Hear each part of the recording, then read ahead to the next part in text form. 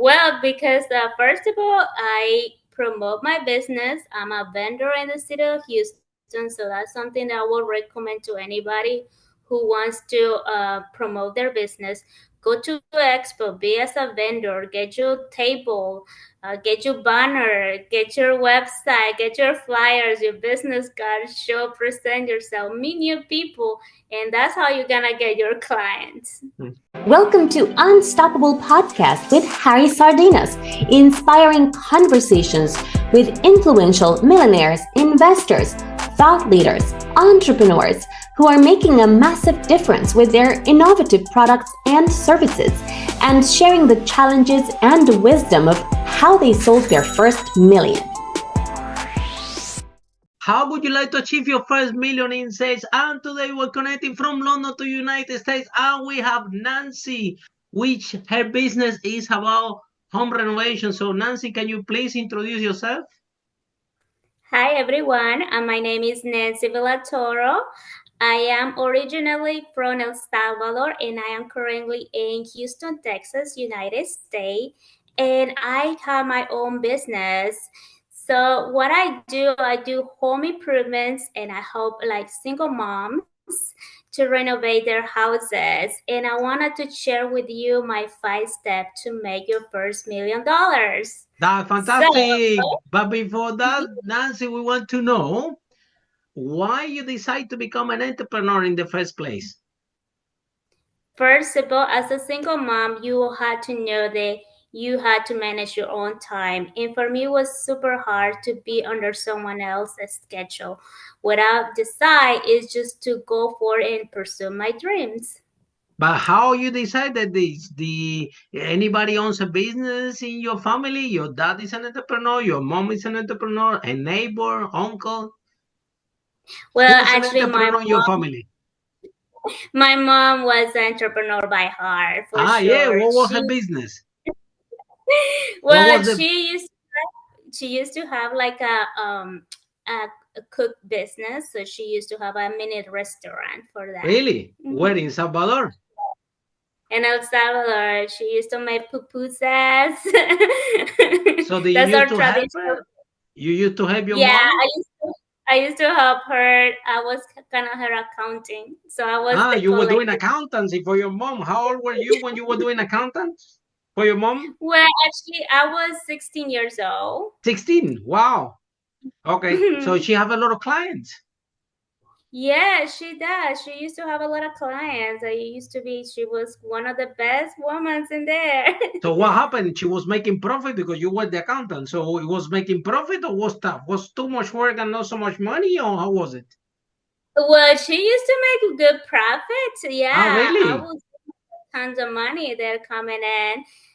The only problem was like we were having like this type of issues with the environment in El Salvador back in the day, but luckily now it's kind of like it's getting better. But my mom, she was getting a lot of clients, and she used to make well living in there, just doing that.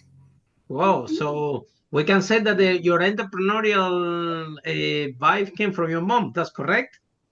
Yes, yes, for sure. So then what happened? Now that you're in United States, you become a single mom, and now you want to have your own business, right? Yes, yes. So I want to have my own business. So that's why I decide to open my own LLC.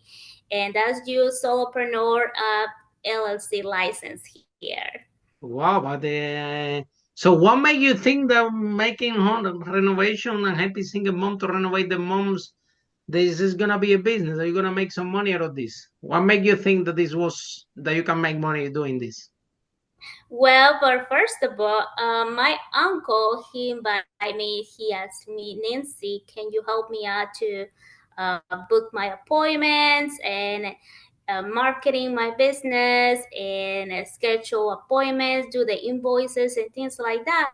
Oh wow. And I say yes, and like what I will get in return is like he say I will give you a percentage of whatever you do. or each job. Whatever job we finish it, I will give you this percent to you.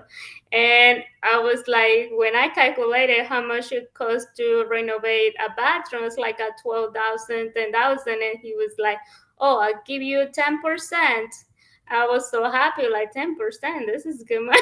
Good money, huh? So I was like, it's like good money. So okay, well, let's do this. So I decided, okay, I'll do this. And yeah, Okay. that's how we Uh, started.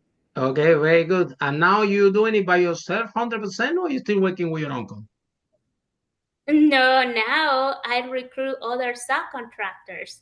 So I decide to Wow. spend myself. Yes, so I recruit other contractors who will do the jobs, and then I will send them jobs. They will accept it. They will give me the estimate, or sometimes they will do the estimates on their own and they will present it, and I'm still getting my percentage. So And how that's come all how this I make. job comes to you? Why everybody? So every problem that's in a house in all Texas, they say, let's call Nancy, she will sort you out. How everybody knows that you can help them out? Well, because first of all, I promote my business. I'm a vendor in the city of Houston, so that's something that I will recommend to anybody who wants to promote their business.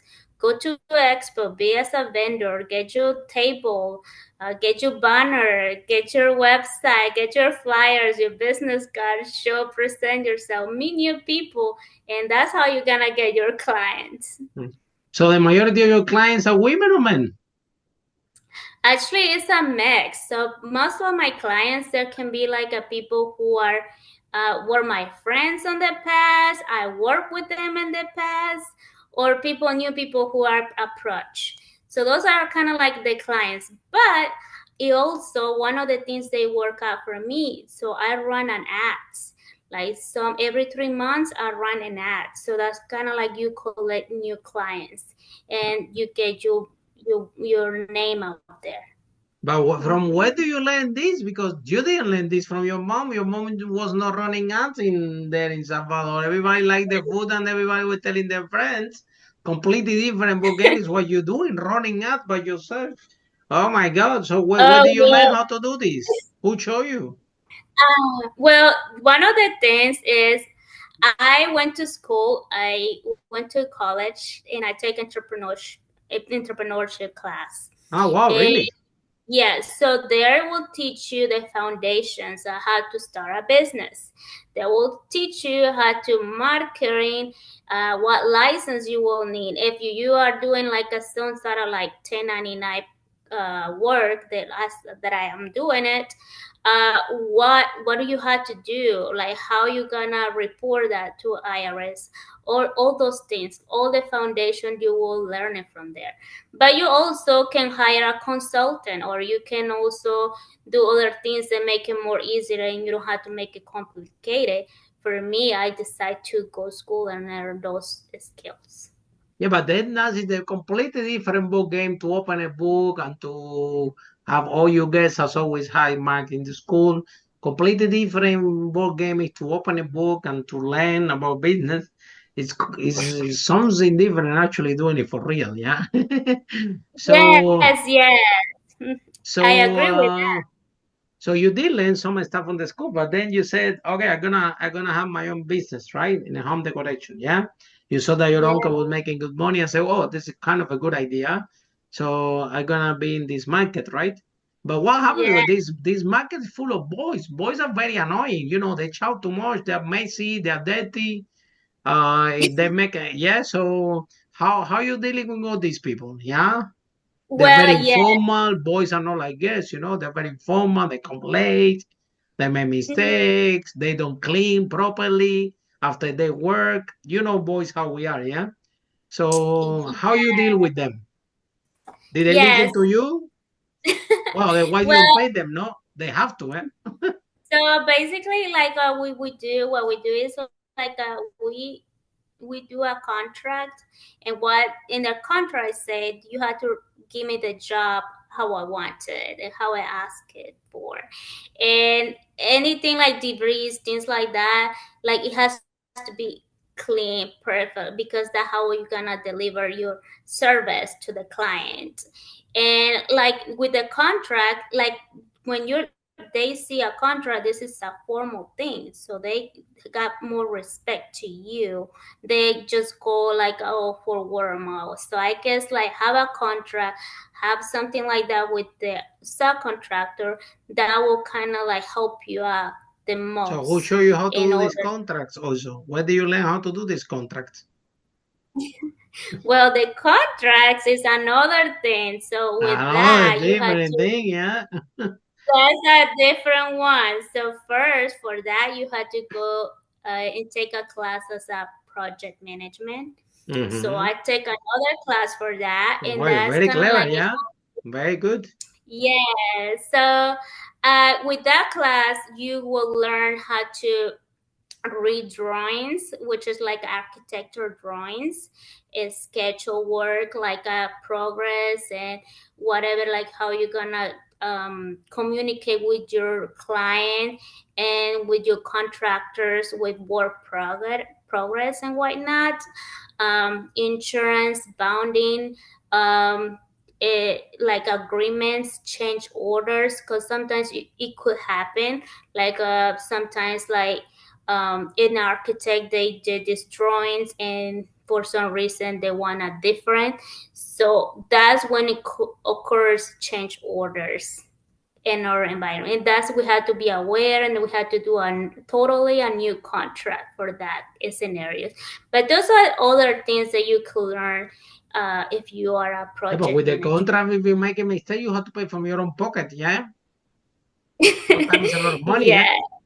Yeah, Yeah, sometimes it can be a lot of money, but with the change orders, if you go with agreement with the owner, you can also they can pay you higher, because if it's not your exactly, fault, because if you're it's the, your fault, yeah, it's not your fault.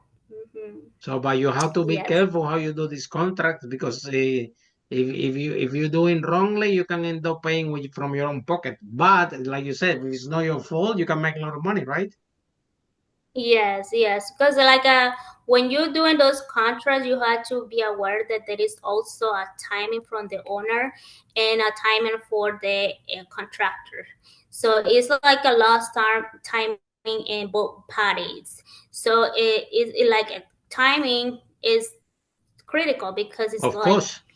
you're delaying something. Let's say you are doing a work in an airport and it has to a deadline for, let's say, um, oh, my deadline is in 3 months and you are delayed 15 days. You have to pay off and Yeah, interest after that if you are delaying for that time. So it's super critical, meet deadlines, try to try to read your contracts.